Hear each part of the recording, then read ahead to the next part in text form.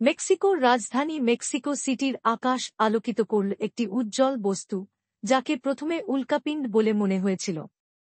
বুধবার রাত ৩টার দিকে নগরের ওপর দিয়ে এটিকে যেতে দেখা যায়।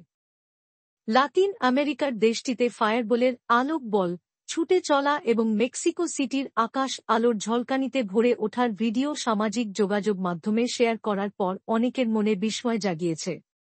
দ্রুতই এটি সামাজিক যোগাযোগ মাধ্যমে মিমের উপাদানে পরিণত হয়।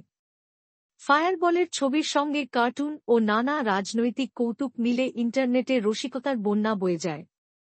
মেক্সিকোর বিজ্ঞানীরা জানিয়ে দেন, আকাশের বুকে ছুটে চলা বস্তুটি উল্কাপিণ্ড নয়, এটি ছিল আসলে একটি বলাইড উজ্জ্বল আলোক গোলক। নাসার সংজ্ঞা অনুযায়ী বলাইড এক ধরনের ফায়ারবল, যেগুলো অত্যন্ত উজ্জ্বল উল্কা। এগুলো এতটাই চোখ ধাঁধানো যে অনেক দূর পর্যন্ত বিস্তৃত এলাকা জুড়ে তাদের দেখা যায়।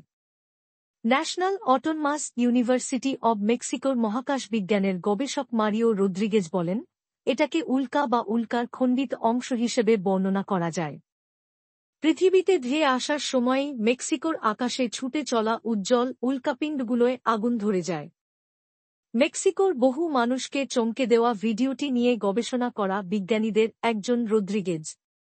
তিনি আরও বলেন, ছুটে চলা বস্তুটির ওপর প্রচণ্ড চাপ থাকার কারণে এতে আলোর ঝলকানি শুরু হয়, একসময় প্রসারিত লেজ বের হয় এবং আলো বিকীর্ণ হয়। রদ্রিগেজ বলেন, এই বিশেষ উল্কাখণ্ডটি ১.৫ মিটার দীর্ঘ। এতে জনসাধারণের জন্য কোনো ধরনের হুমকি ছিল না।